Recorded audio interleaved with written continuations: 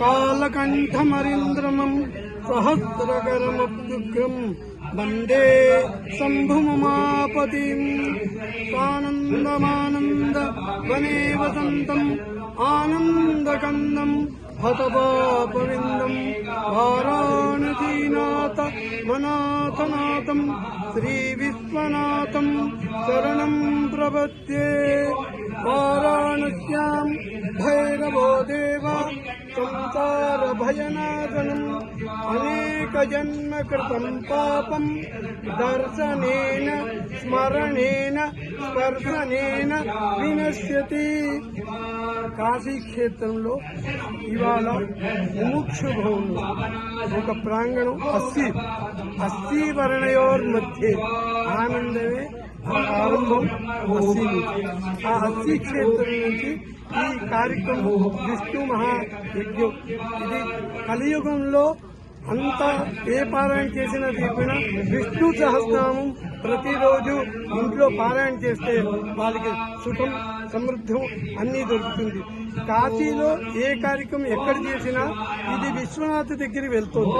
మీరు ఇక్కడ చెప్తున్నది అవిముక్త వారాణసి.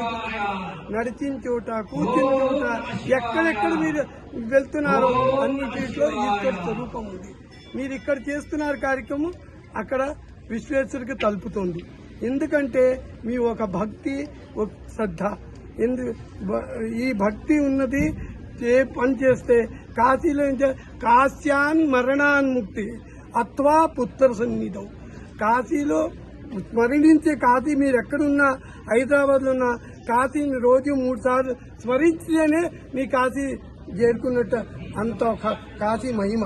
అంత క్షేత్రంలో ఇవాళ 1,00,000 బిల్వం మళ్ళీ 1,00,000 రుద్రాక్షి భస్మోద్ధూళిత విగ్రహ అలాగే బిల్వార్చన ఈశ్వరికి ఏదైతే ప్రియమో ఆ కార్యక్రమం అంతా ఈశ్వరికి ఏమిటి అభిషేక ప్రియ.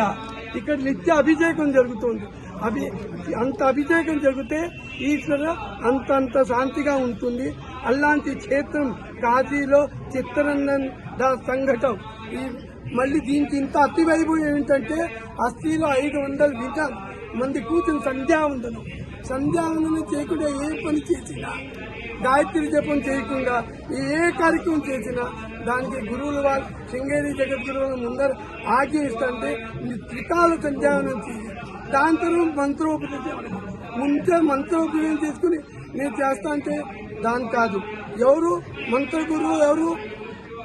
పితృ తండ్రి గారు దీక్షిస్తారు గాయత్రి.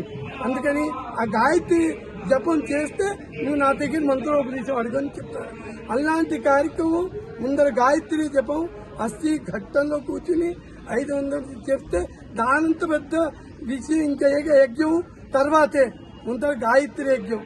అందుకని 24 అక్షరాలు గాయత్రి జపం ప్రతినిత్యం 3 త్రికాలైనా దుకాలైనా చెయ్యాలి. త్రికాలకి సమయం దొరకపోతుంటే భక్తుల సంధ్యానం చేసేటప్పుడు మాధ్యానికి 5 నిమిషాలు చేయండి. గురువుగారు చెప్తారు టైం లేదంటే 10 నిమిషాలైనా చెయ్యి, కానీ సంధ్యానం చేయకుండా విధిని నాతో ఆశీర్వాదం అడిగితే అది మేము ఇవ్వలేము, మాది ధర్మం కాదు. అందులాంటి కార్యక్రమాలు కాశీలో ఇంత అతి వైభవం. విష్ణుర్ వసత్కారో భూత భవ్య భవత్ ప్రభు భూతకృత్ భావ భూతాత్మ భూత భావన. అలాంటి విష్ణు సహస్రనామ యజ్ఞం ఈయన ప్రతి ఏడాది ఏదో కార్యక్రమం చేస్తూనే ఉంటారు.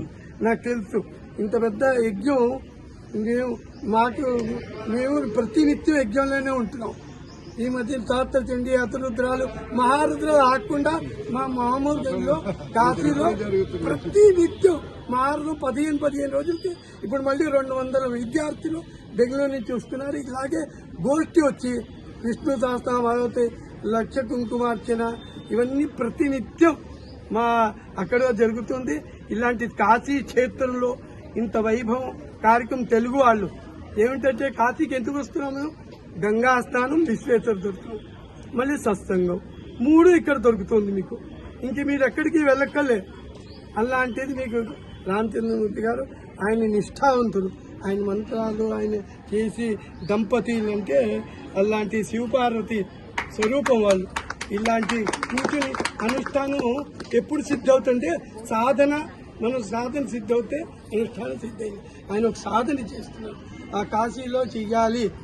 ఎక్కడైతే చేసినా మొన్న నేను బెంగళూరులో కూడా అప్పుడు గురువు గారు ఉన్నప్పుడు ఉన్నాను, అక్కడ కూడా చేశారు. అలాంటి నేను అప్పుడు అక్కడే ఉన్నాను, చూశాను. మీకు అలాంటిది మీరు అక్కడక్కడ చేసి ఇలాగే జనసమూహంలో ఒక భక్తి మార్గం పిలుచుకుని వస్తున్నారు.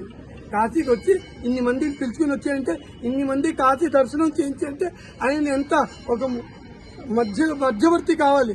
కాశీ రావాలంటే రాలేరు.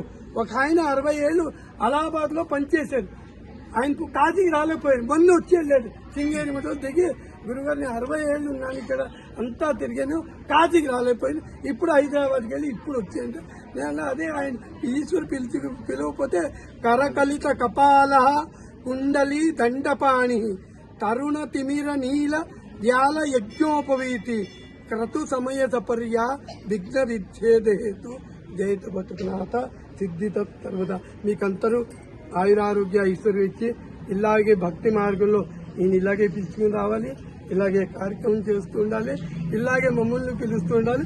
మేము వచ్చి చూసి సంతోషపడి వెళ్తుంటాం.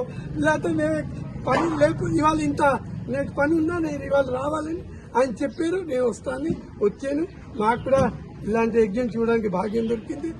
దేవుడు మాకు కూడా అనుగ్రహం ఇచ్చి ఆయురారోగ్యం ఇచ్చి మమ్మల్ని అంతా సుఖంగా ఇస్తారు. अधर्म का प्राणियों में विश्व का गो हत्या, गो माता की सनातन वैदिक धर्म की बोलो, जगत गुरु शंकराचार्य भगवान की, गंगा मैया की, अन्नपूर्णा माता की, रामचंद्र दंपति महाराज की।